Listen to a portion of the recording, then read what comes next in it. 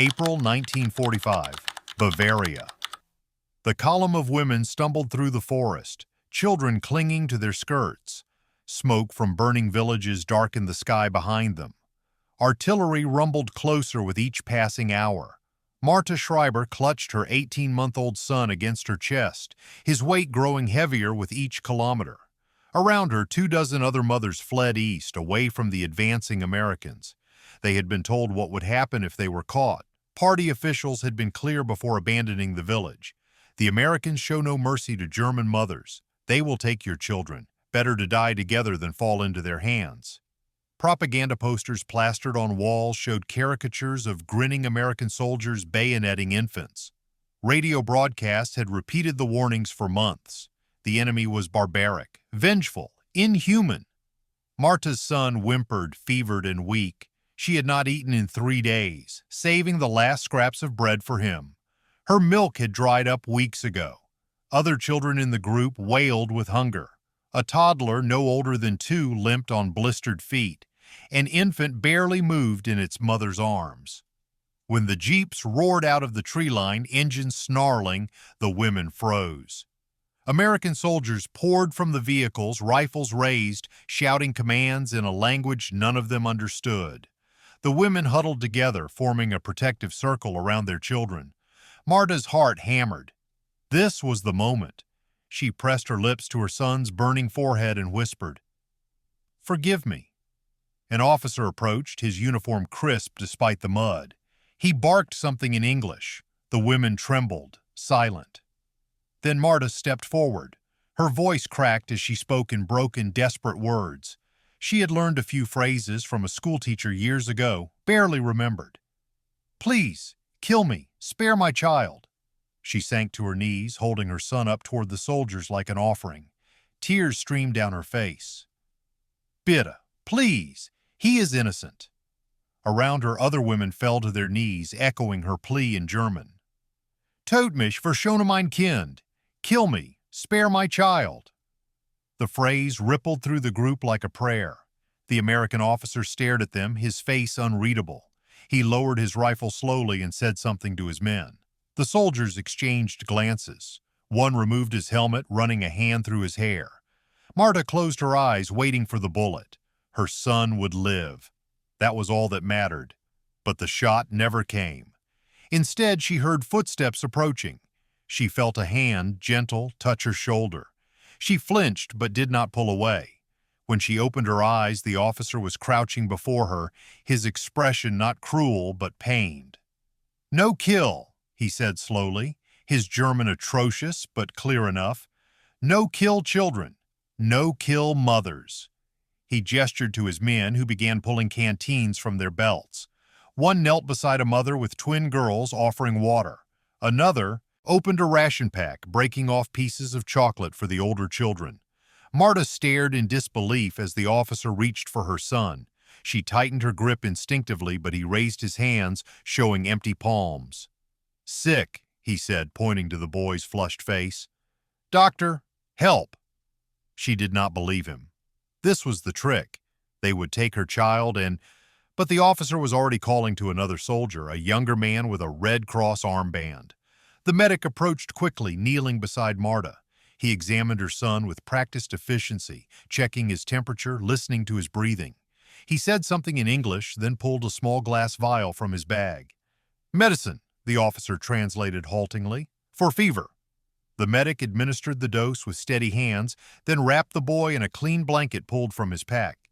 He handed the child back to Marta, his eyes kind. Marta's hands shook as she held her son. The soldiers were not killing them. They were helping them. "It must be a trick," whispered Ingrid, another mother, clutching her 3-year-old daughter. "They will hurt us later." But the Americans simply gestured for the women to follow. They were loaded onto trucks, not roughly but carefully. Soldiers helped lift children into the beds, speaking softly even though the women could not understand. One GI made faces at a toddler, earning a startled giggle. The trucks rumbled through devastated countryside, past bombed farmhouses and burned fields, until they reached a small town the Americans had secured days earlier. The women were led into a schoolhouse, its windows intact, its roof solid. Inside, their expectations shattered again. The building had been transformed. The main hall was lined with cots, each made up with clean sheets and wool blankets. A coal stove radiated warmth. Tables were laden with food, canned milk, bread, cheese, jars of applesauce. The smell alone made Marta's knees weak. An American nurse, stout and gray-haired, smiled at them. Through a translator, a German Jewish refugee in U.S. uniform, she explained, "You will stay here. You will be fed. Your children will be cared for. You are safe now." The women stood frozen, unable to process the words. "Safe," Marta repeated. "But we are German. You are—" "We know," the translator said gently, "but your children are hungry, and ours are not monsters." That first night, the women ate cautiously, waiting for the food to be snatched away. But the soldiers simply watched from a respectful distance, smoking cigarettes and talking quietly among themselves. When the meal ended, they were shown to the cots. Marta lay down with her son, feeling the softness of real sheets for the first time in months. She did not sleep. She waited for the violence. But it never came. Over the following days, the pattern held.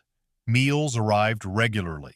Medics checked the children daily, treating infections, administering vitamins, ensuring no one suffered. The women were given soap, clean clothes, even sanitary supplies. When Ingrid's daughter developed a rash, a doctor spent an hour examining her, then prescribed ointment and returned twice daily to monitor her progress. But the true shock came on the fourth day. The American officer, whose name they learned was Captain Morrison, gathered the mothers in the hall. Through the translator, he announced, "We are making a nursery for your children, a safe place." The women exchanged confused glances. A nursery? Here? Over the next week, they watched in stunned silence as American soldiers transformed an adjoining classroom into something none of them could have imagined. Carpenters built cribs from salvaged wood, sanding them smooth so no splinters would scratch tender skin. Other soldiers painted the walls in soft colors, pale blue, gentle yellow, scavenging paint from abandoned houses. They hung curtains over the windows, fabric patterned with flowers. Marta watched through the doorway as a young private named Coleman carefully assembled a rocking chair, testing it to ensure it didn't wobble. Another soldier, Wilson, painted a mural on one wall, a meadow with rabbits and butterflies, clumsy but earnest. "Why?" Marta asked the translator one afternoon, unable to contain the question any longer. "Why do they do this?" The translator smiled sadly. "Because they have children at home, and they remember what it means to be human."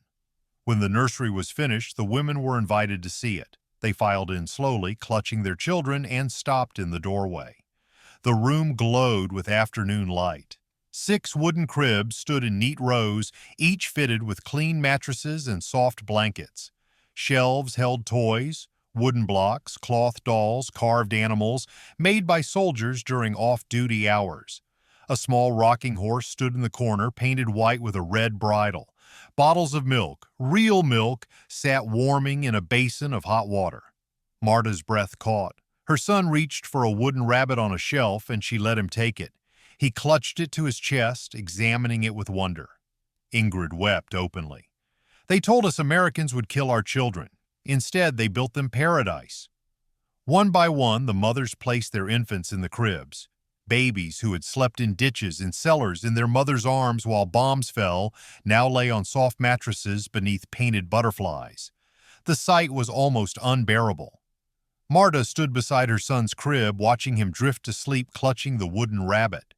The cognitive dissonance tore at her. She had been prepared to die.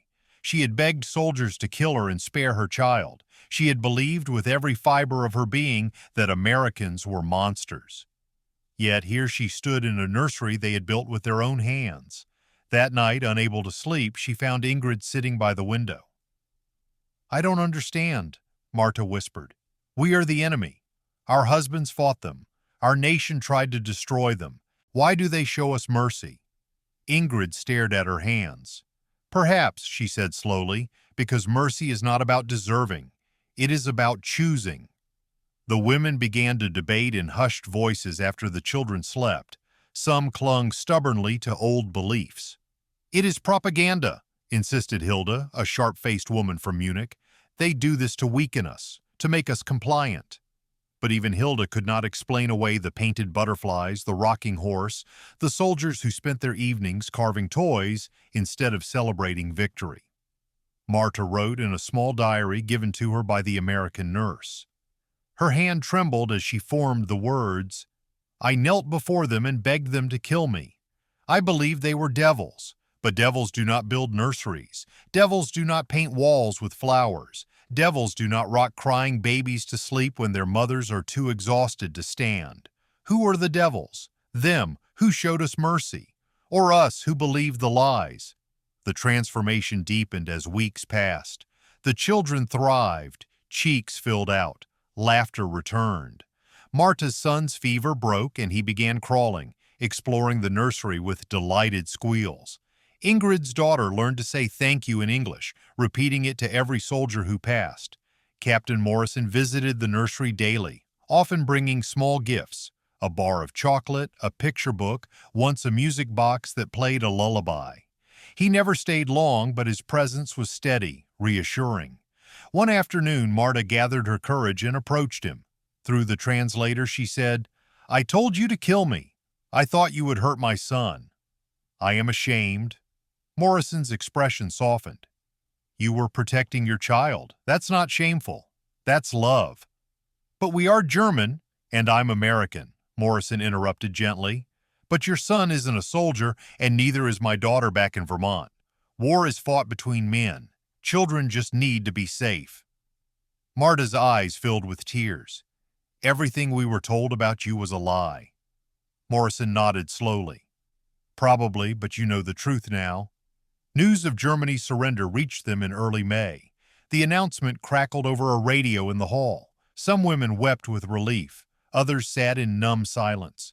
The Reich that had promised to last 1,000 years had crumbled in 12. That evening, Captain Morrison gathered them once more. "The war is over," he said. "You will be repatriated soon. You'll go home to rebuild." "Home," Marta repeated hollowly. What home? Her village was ash, her husband dead on the Eastern Front. Everything she had believed was revealed as lies. But then she looked at her son, playing with the wooden rabbit in the nursery, and she understood. Home was not a place. It was wherever her child was safe. Morrison continued, "We built this nursery not because we had to, but because we wanted to. Remember that. Remember that even in war, humanity survives." The repatriation began in June. The women were loaded onto trucks with their children, carrying bundles of clothes, food, and toys the soldiers had given them. Marta clutched the wooden rabbit, unable to leave it behind. As the truck pulled away, she turned to look back at the schoolhouse. Captain Morrison stood in the doorway, hand raised in farewell. Beside him, Private Coleman held the rocking horse they had built. Marta raised her hand in return, tears streaming down her face. The journey back to Bavaria was long. The landscape was devastated, cities flattened, bridges destroyed, refugees crowding the roads. When Marta finally reached the ruins of her village, only 3 buildings stood intact. She found shelter in a cellar and began the work of survival. Food was scarce, work exhausting, but she had her son, and he was healthy.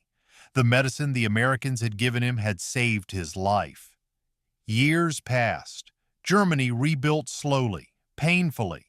Marta remarried, a widower with 2 children of his own. She rarely spoke of the war, but she kept the wooden rabbit on a shelf, polished carefully each week. When her son was old enough to ask about it, she told him the truth. "When the Americans found us, I begged them to kill me and spare you. I believed they were monsters. But instead of killing us, they built you a nursery. They painted walls with butterflies. They gave you milk and blankets and toys." Her son, now 10, touched the rabbit gently. "Why, Mama?" Marta's voice was soft. "Because they chose mercy when they could have chosen revenge. Because they saw children, not enemies. Because humanity is not destroyed by war, only hidden. And sometimes, if we are very lucky, someone reminds us it still exists." She paused, then added, "I knelt in the mud and begged for your life. but they gave me mine as well. Not my body. They never threatened that. They gave me back my humanity. They showed me that the world is not divided into monsters and victims, but into those who choose cruelty and those who choose compassion. Decades later, in the 1980s, Marta's son would locate Captain Morrison through veteran registries. The two men would exchange letters, and eventually Marta would meet the man who had built her son a nursery in the ruins of war. Morrison, old and gray, would shake her hand and say simply, "I'm glad the boy lived." And Marta would reply, voice thick with emotion, "You gave him more than life. You gave him a world worth living in." The wooden rabbit remained in the family for generations, a reminder that even in humanity's darkest hours, kindness could bloom in unexpected places, that mothers who begged for death received nurseries instead, that the true measure of strength was not the ability to destroy, but the choice to build,